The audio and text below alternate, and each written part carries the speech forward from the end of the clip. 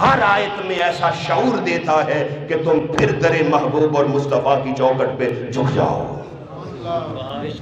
اس لیے اللہ رب العزت نے ہر دور کے اندر آدم علیہ السلام سے لے کے حضرت عیسیٰ علیہ السلام تک اللہ نے ہر دور کے اندر جس فن، جس علم، جس لطیفہ میں قوم مہارت رکھتی، عروج رکھتی، اللہ کا نبی اور رسول اس کے توڑ میں۔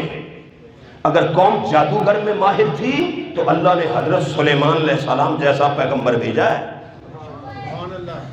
اگر موسیٰ کی قوم وہ رسیوں سے سانپ بنا رہی تھی تو پھر موسیٰ علیہ السلام اجدہ اپنے عصا والا ہی لے کے آئے کہ آؤ کرو مقابلہ نہ مل۔ تو نبی کے پاس پوری قوم اور پورے طبقے اور امت میں سے سب سے اعلیٰ ہائیسٹ رینک علم کا ہوتا ہے۔ قوم کسی فن میں ہو، نبی کے پاس وہ فن اعلیٰ ہوتا ہے۔ قوم کسی علم میں ہو تو نبی اس زمانے کے اس علم اور فن میں کمال تک ہوتا ہے، تاکہ کوئی یہ نہ کہہ سکے کہ جانتے نہیں ہیں۔ قوم جو نہیں جانتی، نبی ہر قوم کا نبی اس قوم سے اعلیٰ جان رہا ہوتا ہے۔ اللہ نے نبی کا وجود قوم کو علم دینے کے لیے بھیجا ہے، تاکہ علم آئے گا تو یہ شور سے نکل کے شعور میں آ جائیں گے، وگرنہ شور شرابہ ہی رہے گا۔ شعور آئے گا اور شعور پا کے پھر یہ تبدیلی کی طرف، ہدایت کی طرف، بہتری کی طرف یہ آ جائیں گے۔ وگرنہ یہ بتوں کے آگے، درختوں کے آگے، چاند ستاروں کے آگے ماں بہن بیٹی کسی کی عزت محفوظ نہیں ہوگی، حلال و حرام میں کوئی امتیاز ہی نہیں ہوگا۔ اس زمانے میں نہ کسی کی عزت، ہمسائے سب کے محفوظ ہیں جی، سب کے ہمسائے محفوظ ہیں، کوئی لٹ نہیں رہا، کسی کا بچہ ذبح نہیں ہو رہا، حرام زدگی، بدکاری، منڈے بازی، مشت زنی، اغوا کاری نہیں ہو رہی نا۔ بھائی کون سا شعبہ حیات ہے پولیس کے تھانوں سے لے کے اسمبلی ہال کے خانوں تک؟ اکثریت تو یہاں بھی بیٹھی ہے، کس کا حساب کریں؟ باہر والوں کا رونا روئیں، اسمبلی والوں کا رونا روئیں؟ کون سا جرم ہے جو ہمارے اس شہر کے بڑے بڑے دفتروں، ہسپتالوں، سکولوں، کالجوں، دکانداروں، ویلفیئر سینٹروں، سیاست کے اڈوں نہیں ہو رہا؟ کس لیے ہوا ہے؟ آج ہم نے وہ راہ چھوڑ دی ہے، فقط ذکر رہ گیا ہے، فقط ذکر رہ گیا ہے۔ اس ذکر سے پہلے بھی ایک فکر تھی۔ اللہ نے یہ کتاب قرآن اتارا ہے نا، کہاں اتارا ہے؟ 40 سال بعد، 40 سال بعد غار حرا میں جا کے پہلی وحی آئی ہے۔ محبوب پڑھائی کی طرف اس قوم کو، علم کی طرف راغب کیا جائے، ان کو پڑھایا جائے، علم دیا جائے۔ 40 سال بعد لوگوں نے، نادانوں نے یہ سمجھا 40 سال بعد نبوت آئی ہے۔ نہیں، نبوت نہیں آئی، وحی آئی ہے۔ لوگوں کو یہی چھلوں کو ابھی خبر نہیں ہے کہ 40 سال بعد نبی نہیں بنایا گیا، رسول نہیں بنایا گیا، رسول تھے، نبی تھے تو وحی آئی ہے۔ بولے نا، یہ تو 40 سال بعد وحی آئی ہے۔ اور نبوت اور رسالت کیا تھی؟ وہ تو سارے نبیوں رسولوں کو عالم ارواح میں ہی قول و قرار کروا دیے تھے، عہد و پیمان کروا دیے تھے، پختہ وعدے لے لیے تھے۔ نبوت رسالتوں کے تو وعدے، عہد و پیمان عالم ارواح میں ہو چکے تھے۔ 40 سال بعد تو اس نبی مکرم پہ وحی بھیجی جا رہی ہے، وحی آئی ہے۔ اچھا 40 سال بعد وحی آئی ہے تو وحی سے کتنا عرصہ پہلے مصطفیٰ غار حرا میں بیٹھے ہیں؟ وحی آئی ہے 40 سال بعد، اور پھر وحی آئی ہے، اور وحی آنے کے بعد پھر پتہ چلا ہے نماز بھی کوئی شے ہے، نماز بھی پڑھنی ہے، روزے بھی رکھنے ہیں، حج بھی کرنا ہے، شب معراج گئے ہیں تو پھر نمازیں لائے ہیں۔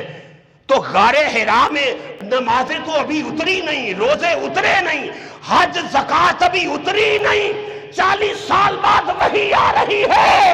ارے غار حرا میں محمد مصطفیٰ کیا کرتے رہے ہیں؟ کیا کرتے رہے؟ یتفکرون فی خلق السماوات والارض، محبوب ذرا اس غار میں بیٹھ کے علم تو ہم نے یہ 40 سال بعد جو وحی آ رہی ہے یہ وحی تو دینی ہے قوم کے لیے. الرحمن علم القرآن خلق الانسان. انسان کی تخلیق سے پہلے اللہ نے فرمایا ہم نے انسان کو قرآن سکھا دیا ہے، علم سکھا دیا ہے. اب وہ غار حرا میں کیا تھا؟ مراقبے کی حالت میں ہے. اور مراقبہ کس لیے ہوتا ہے؟ غور و فکر کے لیے. حضور ستو کی کھانا بھی لے کے چلے جاتے، ہفتہ ہفتہ پاس پڑا رہتا، نہ جانے مصطفیٰ کن خیالوں میں گم رہتے. جی یہ مراقبے تھے، یہ تفکر تھا، یہ سوچ تھی، یہ خیالات تھے. اے اللہ جو تو نے نظریہ، جو قوم مقصد دے کے بھیجا ہے، مجھے دنیا میں پیدا کیا ہے، ولادت ہوئی ہے، وہ مقصد ہے. اس معاشرے میں جس میں ماں بہن بیٹی زندگی کا ہر شعبہ برباد ہو گیا ہے، اس کو اٹھان کیسے دینی ہے؟ غار حرا ہے، غار حرا ہے، جبل نور ہے، اور اندر صاحب نور بیٹھے ہیں. صاحب قد جاءکم من اللہ نور و کتاب مبین. جو پہاڑ تھا وہ نوری پہاڑ ہے، اندر صاحب نور ہے، اور نزول کتاب مبین پھر نور کا ہو رہا ہے. وہی آ رہی ہے. اور آپ کو پتہ ہے عربی میں حرا کہتے ہیں لیبارٹری کو. غار حرا تحقیق گاہ ہے، اندر تحقیق ہو. ایسے نہیں علامہ اقبال نے فرما دیا اتر کے حرا سے سوئے قوم آیا، وہ ایک نسخہ کیمیا ساتھ لایا. بولے کیمیا کا تعلق ریسرچ گاہ سے نہیں ہوتا. بولے ایک کیمسٹری تسبیح پہ پڑھی جاتی ہے نا، فزکس تسبیح پہ چلتی ہے انگلیوں کے پوٹوں پہ. بولے ایسا ہوتا ہے؟ فزکس کیمسٹری لیبارٹری سے تعلق ہے. اب بیولوجی تجربہ گاہ ہے.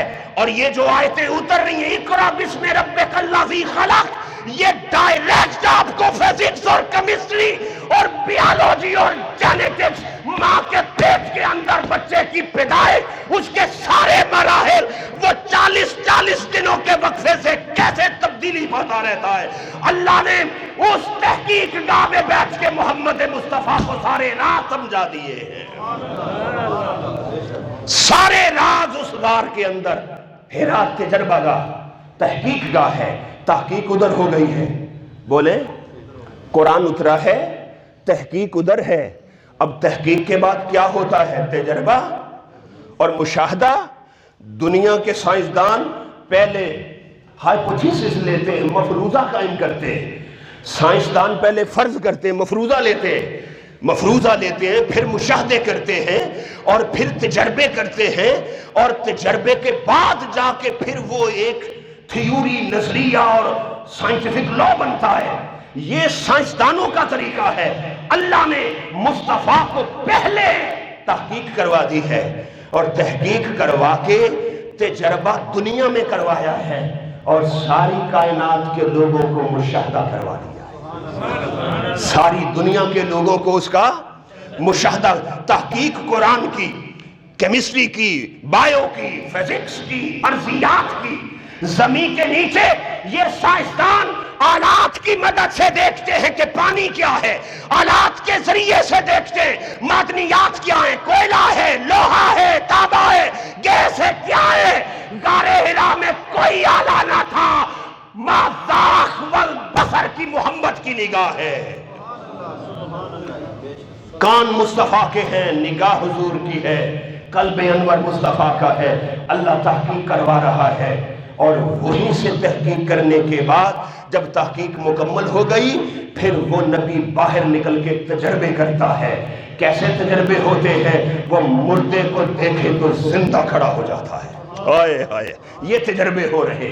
وہ درختوں کو بلائے تو درخت آ رہے ہیں. وہ پتھر کے کنکروں کی طرف توجہ کر دے.